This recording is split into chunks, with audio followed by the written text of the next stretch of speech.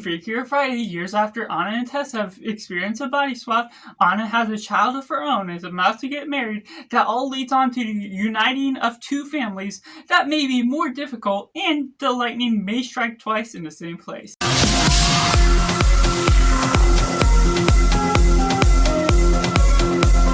And welcome to Cinema, where we focus on a film. I'm Josh, this is Simply Cinema. Let me know when I come slow what you thought of Freakier Friday. Was it good? Was it bad? Or somewhere right in the middle? How does it compare to the original 2003 Freakier Friday and the rest? I'll be having a ranking of all the Freaky Fridays soon here on this channel. And so going right into positive, there's something about this film that's lively, it's fun, it's energetic, and it had me laughing at quite a bit of the jokes that are rolling on with their own punches, similar to what I just generally enjoyed out of the original Freaky Friday. There's something about the atmosphere here that it's silly, it's ridiculous, you turn your mind off and be able to enjoy the chemistry that's going on between Lindsay and Lohan and Jamie Lee Curtis, and there's several other cast members they brought back for this picture that's really wonderful to the stakes that you're going on with it, but also introducing a couple new roles to the characters that is just really on with its punches, doing so much to the modern age, what they can utilize with the jokes they do nowadays, and not being offensive or woke or doing any of those silly things that otherwise would be ridiculous within the stakes of where you're headed on with this. There's something just enjoyable about the atmosphere, and especially when you're focusing in on Lindsay Lohan and Jamie Lee Curtis, there's something that really shines through, and the new characters just as well have something that really performs effectively throughout all the different scenes. And as a comedy, this is just hilarious. There's certain moments here and there that can feel random as they go about their days, trying to divert what the attention is to getting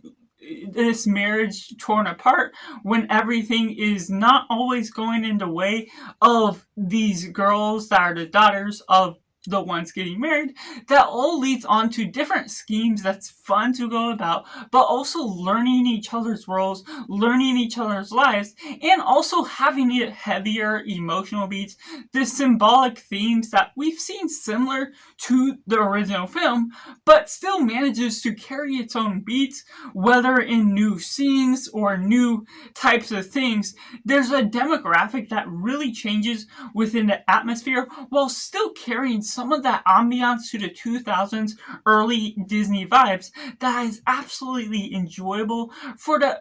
way this film all runs on throughout, being able to tackle some deep, thoughtful themes about family, about getting along, and the separation of these families is something that knits them closer together by the end, but the enjoyable atmosphere, the different uses of the past characters that they return for this film is really well utilized in a way that I was questioning whether this was necessary, even though I watched the 2003 version for the first time just recently, and it does feel like it's earning its own favor because it feels unique and fresh while carrying the resemblance and not being too contrasted from what that one had to offer. The comedy is roughly the same, even though you're doing all these new forms of jokes, and it just carries about the same aura that you ultimately probably want out of what this one has to offer. Which takes me into the mixed elements. There's parts here and there where comedy won't always work for everyone. If you are not a fan of the original because of the comedy, this one, while it carries a new form of jokes that could maybe work effectively in some parts more than others, just the resemblance of the modern age could effectively work, or it just doesn't necessarily resemble anything that works well as far as the humor goes. And there's parts of the introduction to the returning characters that doesn't always feel like they have a big enough role. Ryan, the father of Tess, and what we're getting out of returning boyfriend, that just doesn't ultimately have the biggest roles, or their roles in this film are utilized in such a different way, it feels almost off-putting with the unnatural introduction for having them reminded to be put in here, but then making it almost feel a little forced within some of the scenes that just don't always naturally play out. And with how this film began, the two sisters that are having their parents get married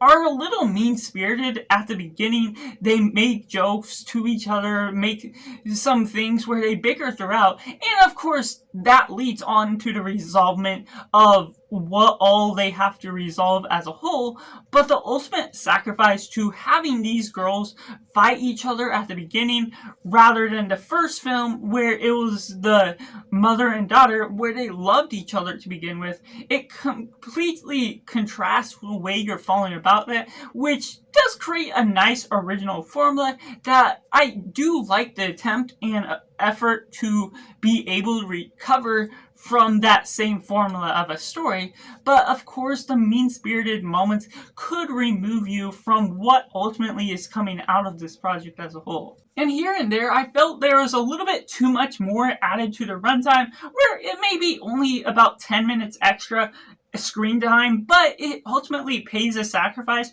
to the pacing that's all involved. If I'm not necessarily enjoying every single moment with all the characters that are going about, some of the time there's a thing that throws its punches out the window, doing all these bits and jokes along the way. But if it's too random and sporadic with all that's taken on and extending that pervasively, then it's not necessarily always going to gravitate to what I'm ultimately pulling out of it, and it could settle in the same way to what you're feeling emotionally toward this film, which leads on to some things which ultimately doesn't pay off in the fullest extent, which can run itself out to be a bit too predictable by some of the means to an end. Which takes me into the negatives, to which I have to say some of the concept that is going on within the first film, or the other films in general that this has adapted since, it still has its fresh original concept and twists the things along the way to make this feel slightly different than the original, but where this loses some of the potency of what it's going after. It's a matter of fact that the problems they run up across is so severe that you would expect almost in a natural situation for them to finally confess what's really going on within the body swap situation, as absurd as it seems in some circumstance, to be able to explain the whole story and ultimately get a resolvement from this situation. Yes, that was generally the whole point of this concept of a film that is replicating what is done in the original film, and within the original film everything's fine in that general scheme, but stretching it on to a repetition within the sequel feels to run itself dry to my personal taste, to what I feel is being pulled out, because this is a thing where the marriages that cause certain things, where the family may be splitting apart, and there almost feels like at a certain point